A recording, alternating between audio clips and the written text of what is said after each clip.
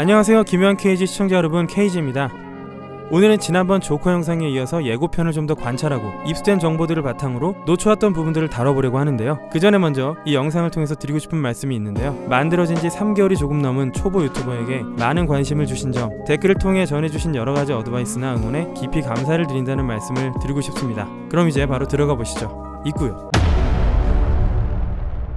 예고편 초반에 나오는 이 인물을 저는 정신과 의사나 카운슬러일 거라고 생각했는데 명찰을 확대해보면 소셜 워커, 그러니까 카운슬링을 하는 사회복지사였습니다. 이름은 데브라 케인으로 되어 있죠. 배트맨과 관련된 모든 것들에서 케인이라는 이름은 꽤 무게가 있습니다. 공식적으로 배트맨의 원작자 중 한 명이자 수십 년간 가장 독창적인 인물로 인정받고 있는 사람, 바로 밥 케인이죠. 또 다른 원작자인 빌 핑거도 물론 논해야 될 대상이란 걸 알고 있습니다만 이 주제를 다룬 오리지널 다큐멘터리가 있다고 하는데요. 저도 아직 보지 못했기 때문에 나중에 기회가 된다면 이 점도 좀 다뤄보고 싶다는 생각이 들었습니다. 다시 데브라 케인으로 돌아가겠습니다. 데브라 케인은 1995년에 발매된 배트맨 디 울티메이트 이블이라는 소설에 등장한 인물이었습니다. 브루스 웨인이 아동범죄 조직을 뒤쫓는 내용인데요. 한국어로 번역하자면 궁극적 악마가 되겠네요. 그래픽 노블로도 발매가 되었었습니다. 브루스 웨인은 사회복지사인 데브라 케인을 파티장에서 만나게 되고 그녀가 아동보호에 관련된 일을 한다는 걸 알고 자신의 수사에 합류시키게 되죠. 원작자 밥 케인에 이어서 여러분들이 아실만한 캐릭터가 하나 있습니다. 바로 배트우먼인데요. 이름이 케이트 케인으로 알려져 있습니다. 그 다음은 엘리베이터 씬을 보고 느낀 점입니다. 영화에 의미와 설정이 없는 장면이 있을까요? 촬영상 우연적인 상황을 제외하고는 미술팀이 준비한 정교한 미장센인데요. 그래서 그런지 저는 이 낙서가 계속 눈에 띕니다. 이건 마치 리들러의 힌트 같아 보이기도 하는데요. 이 악한 병원 정신과에 리들러가 수감되어 있을지도 모르겠습니다. 배트맨 시리즈의 팬이시라면 알고 계실 리들러라는 캐릭터는요, 원작 속에서 몇 차례 선과 악을 오가죠. 아캄 수용소와 연관이 있는 인물이었습니다. 그 다음은 아서의 노트인데요. 아서가 스탠드업 코미디언이 되기 위해서 애쓰고 고뇌하는 것은 원작인 킬링 조크와 동일한 플롯입니다. 아서가 끄적인 노트의 내용을 보시면 다음과 같은 단어들이 눈에 띕니다. 물론 스펠링이 다소 틀렸긴 했는데요. 멘탈 일리스, 인썸니아, confused.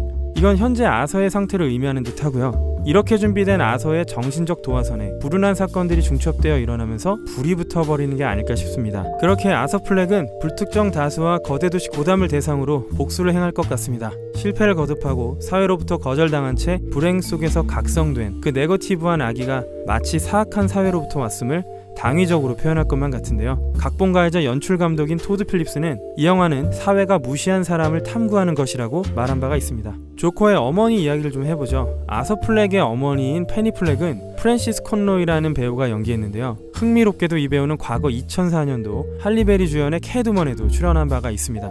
어머니에 얽힌 무언가가 궁극적으로 그를 조커로 만드는 촉매가 될 것으로 추측됩니다. 텔레비전에 나오는 사람은 토마스 웨인으로 알려졌습니다. 이 역할은 원래 알렉 볼드윈이 내정되어 있다가 스케줄상 불발되었다고 합니다. 그래서 브렛 컬런이 이 역할을 담당하게 되었습니다. 토마스 웨인의 TV 출연이 어쩌면 조커가 토마스에게 접근하는 계기가 될지도 모르겠습니다. 이 장면에 나왔던 이 지하철역은 베드포드 파크 볼바드로 판명되었습니다. 이 사진을 통해서 알 수 있는데요. 로케이션 장소로는 뉴욕 곳곳, 그리고 맨하탄, 할렘, 뉴요크, 저지시티 등지로 알려져 왔는데요. 저는 좀 더 맨하탄에서 벗어난 북쪽에서 촬영했을 거라고 생각했는데요. 그 생각이 운 좋게도 맞았던 것 같습니다.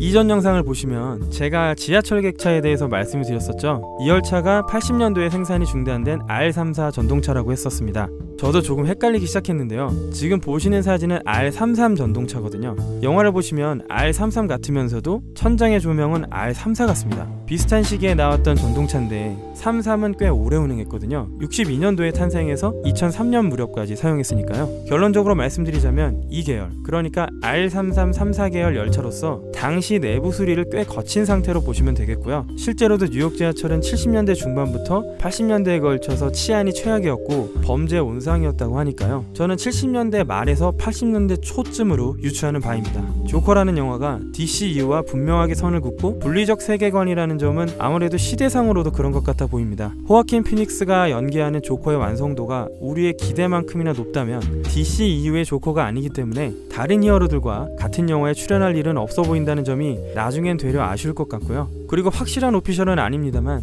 여타 마블 배우들처럼 여러 편의 영화에 복수 계약을 하지는 않았다고 전해집니다. 그렇지만 이러한 분리를 통해서 작가는 배우와 함께 진정 원하는 지점까지 도달하는 데 거리낌이 없을 것 같고요. 그것은 때론 놀랍고도 매우 영화적인 결과를 낳기도 하죠. 저는 궁극적으로 그 점에 기대를 해보는 바입니다. 마틴 스콜세지가 이그제큐티브 프로듀서로서 제작 과정에 참여한다고 알려져 있지만 과연 그게 어디까지인지가 불분명했습니다. IMDb의 공식 캐스트란을 보시면 이름이 올라가 있지 않거든요. 이 영화의 작가는 이전 영상을 통해 말씀드린 바와 같이 토드 필립스와 스콧 실버입니다. 여러 명의 프로듀서 중에도 역시 브래들리 쿠퍼가 가장 앞에 이름을 올리고 있고요. 프로듀서 란에는 마틴 스콜세지의 이름이 없습니다. 그렇기 때문에 마틴 스콜세지는 각본 감수나 오마주를 표현하는 데 어느 정도 기여한 것이 아닐까 예측해보고 있는데요. 이 점에 대해서 좀 더 자세히 알고 계시다면 댓글을 통해 알려주시면 감사하겠습니다. 이 영화에는 마틴 스콜세지 전작들의 오마주가 가득 담겨있다고 말씀드렸었죠. 이 영화의 레퍼런스가 된 마틴 스콜세지의 택시 드라이버는 1976년에 뉴욕이 배경이었습니다. 베트남전에 참전했다 퇴역한 군인이자 지독한 불면증을 겪고 있는 트래비스 비클이 주인공이었습니다. 이 인물이 갖고 있는 사회 병리적이고 어두운 점들이 분노와 폭력으로 점화되면서 결국 자경단이 되는 환상으로 이어지거든요. 그리고 또 한 작품 1982년도에 나온 코미디의 왕이라는 영화에 대해서도 말씀을 드렸었는데요. 이 영화에서도 역시 로버트 드니로가 루퍼트 펍킨이라는 인물로 나오는데 스스로를 타고난 코미디언이라고 생각하다가 급기야 거물 코미디언에게 접근을 하게 되고요. 그가 한번 연락달라는 그 말에 뭐라도 된 듯이 착각에 빠지다가 기회가 정작 오지 않으니 그 코미디언을 납치하고 협박해서 제작자에게 출연 종용을 하게 되는 내용이 나옵니다. 이렇게 보면 조커와 코미디의 왕 전부 광기로 빠져들고 싶어하는 코미디언을 중심으로 진행되고요. 앞서 언급한 원작들과 영화들이 호아킨 피닉스가 캐릭터 스터디를 할 때 많은 영향을 주었을 것으로 예상됩니다. 로버트 드니로는 트리베카 영화제 당시 인터뷰에서 조커에서 등장하는 쇼 호스트 머레이 프랭클린과 코미디 왕의 주인공인 루퍼트 펌킨 사이에 확연한 연관성이 있다고 밝힌 바가 있고요. 한 가지 재밌는 점은 코미디의 왕에 나오는 루퍼트 펌킨도 조커의 아서처럼 어머니와 함께 살고 있다는 겁니다. 그리고 또 한 가지는요. 코미디의 왕의 주연 배우로 나왔던 로버트 드니로가 조커를 광기로 몰아넣기도 하면서 조커가 출연하는 쇼의 호스트라는 점이 되겠습니다.